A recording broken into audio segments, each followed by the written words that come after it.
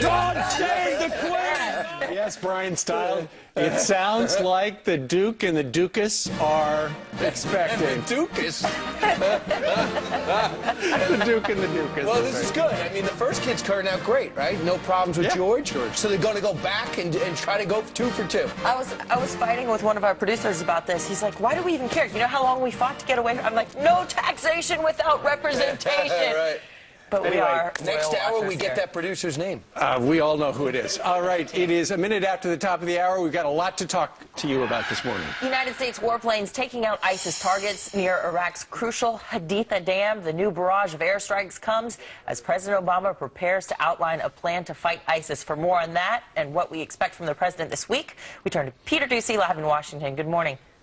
Good morning, Anna. And it could be 3 years until ISIS is eliminated, as the president's 3-part plan is complex. The New York Times reports the president first wants to continue using those airstrikes in Iraq to protect Americans and prevent ISIS from gaining too much ground. Then, after next week's Iraqi elections, the plan is to train the Iraqi military. Third and finally, strike inside Syria. And the president is clear. His ideas do not include a long-term American military presence in the area. This is not the equivalent of the Iraq War. What this is similar to the kinds of counterterrorism campaigns that we've been engaging in consistently over the last 5, 6, 7 years. That plan might not be good enough for some Democrats, though. You've heard Senator Dianne Feinstein already call for airstrikes in Syria, and other lawmakers stress that action against ISIS must be taken quickly because it may be hard to pick up American passport holders sympathetic to the cause. The fact of the matter is this group has among their ranks hundreds, if not thousands, of people with the capability of entering the United States quickly and easily, and we should not take that lightly. On Wednesday, the president is going to share his anti-ISIS game plan with the nation, and ahead of that, tomorrow, he will sit down with Democrats and Republicans from the House and Senate to explain his thinking. Back to you in New York. All right, Peter, thank you very much. At that time, with meeting with members of Congress, he's probably going to say, I need $500 million to help train these guys. What's interesting, though, is, so the president's going to have this speech on Wednesday. How many different signals has he sent out? Back in January, he said they were the JV. Then just last week, it was last week or the week before, he said, I'm going to manage. No, I'm going to destroy. Well, apparently now on Wednesday, he's going to destroy ISIS, he says, over 3 years, leaving a lot of the mess for a lot of perhaps his successor. But as Peter just mentioned, there are Democrats who are saying, Mr. President, you got to do something. Listen to these two. What I want to hear is to reassure the American public and the world that we're standing up, we're going to have a strategy, and we're not going to rest until we bring these people to justice and we stamp them out. Time's a wasting because we've now said that we're going to go on the offensive, and it's time for America to project power and strength. Yeah. So here's the thing. We got a few nations who said they're going to get involved. Once we get the strategy, we'll find out what their role will be. Maybe they feel the same way. France, Australia, Canada, Germany, Turkey, Italy, Poland, and Denmark. Now, a lot of Arab nations, go to the Wall Street Journal today, say, don't sign me up yet, because we need to know that you guys are going to be, what you guys are going to do, what the plan is. Even though that they should be all in because it affects them more, they want to know that they're going to stick to it. Because, again, we're still paying the price for saying we're going to do airstrikes on Syria, saying that's a red line, and not doing it, and not financing the Free Syrian Army. The president also went on to say, when it comes to the ground game, we're not going to be doing that. However, he's going to be counting on what's left of the Iraqi army to help out, and maybe some Arab nations, and the Free Syrian Army, which he denigrated and said wasn't really an option to finance. Did he forget to bring up the Kurds? Did he forget to bring up maybe other Arab nations that should be pressured to do something else? Brian, during this same interview with Chuck Todd and Meet the Press, the president was asked about that moment that he went golfing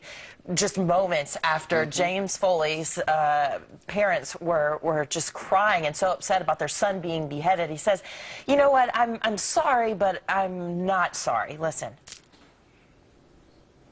You know, it is always a challenge when you're supposed to be on vacation.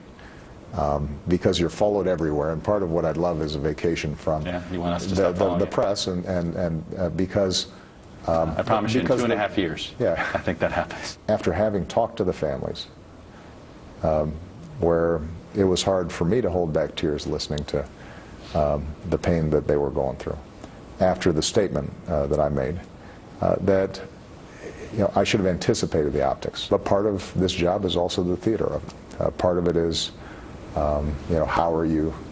You hate how are you? Well, it's not something that that always comes naturally to me. But many would argue that the theater of it is something that the president is actually very good at, and that's how he got into office. It wasn't because of his experience; it was because of how great he was at the theater of his rhetoric and his speeches. Well, it's extraordinary for him to say, yeah, that was dumb of me to do, but I did it. I was on vacation. He blames the optics. He blames the theater. He blames the press. He used to blame Bush all the time. Also, over the weekend, he blamed the illegal alien children for being that wave of them, and that's the problem. The worry is for a lot of people that without the teleprompter, the president doesn't know exactly what to do correctly. And that's what you need in a leader. Somebody to do the right thing, and he just confessed he didn't do the right thing. But no one wants to be perfect, and it's impossible to be perfect. And Gotta be smart. President Bush said, "I was not smart to go on the golf course and make those comments on the golf course. I'm not going to golf again." And he didn't for the next 6 years. It just so happens it's the same game.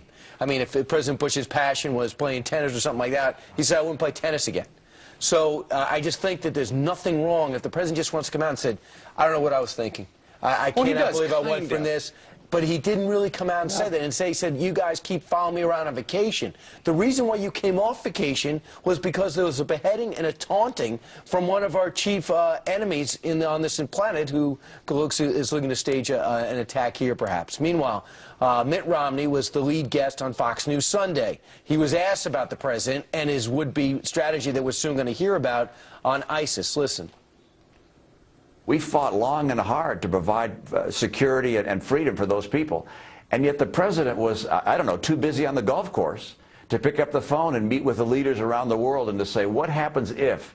The Pentagon was going through what-if scenarios, but the president apparently wasn't, hasn't developed a strategy. I don't know whether you can't see reality from a fairway, but the president has not seen the reality internationally. And what's curious is it does appear it's official. The mainstream media are starting to turn on the president. The headline of the New York Daily News today says, "Get a grip. Obama blames media for his ISIS golf faux pas." It is interesting that Daily News would write that. All right, 9 minutes after the